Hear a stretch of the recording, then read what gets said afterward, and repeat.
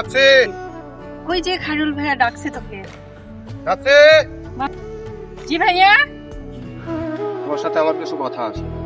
জি ভাইয়া বলুন। তোমার সাথে আমার কিছু পার্সোনাল কথা আছে। বলেন, সমস্যা নেই।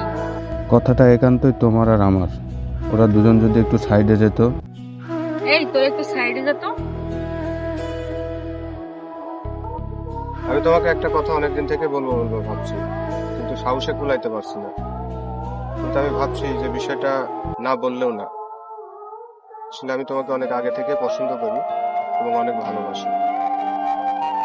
আচ্ছা, আপনি বিষয়টা বললেন, আমি শুনলাম, আমি বিষয়টা ভেবে দেখছি। এই, তোকে খায়রুল ভাইয়া কি বললো রে? কি আর বলবে, প্রপোজ করলো। তাহলে তুই কি বললি? আরে আমি এখনো কিছু বলিনি, বললাম ভেবে দেখবো। আমি তো সোহেল ভাইকে পছন্দ করি। তুই যদি খায়রুল ভাইয়ের সাথে রিলেশনটা করিস তাহলে আমার অনেক সুবিধা হয়। আগে তো কখনো বলিস নাই যে তুই সোহেল ভাইকে পছন্দ করিস। আচ্ছা ঠিক আছে, তাহলে তুই টেনশন করিস না, আমি খায়রুলকে বলে দেখি খায়রুল কি বলে।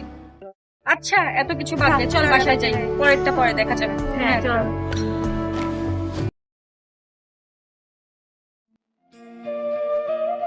সোহেল ভাইয়া, আপনার সাথে একটু কথা আছে। হ্যাঁ, কি বলবে বলো। ভাইয়া আপনাকে অনেকদিন ধরে ভাবছি, একটা কথা হলো বলবো বলবো করে আর বলা হয়। ভাইয়া আমি যতটুকু জানি নাপসি আপনাকে পছন্দ করে, আপনিও নাপসিকে পছন্দ করেন।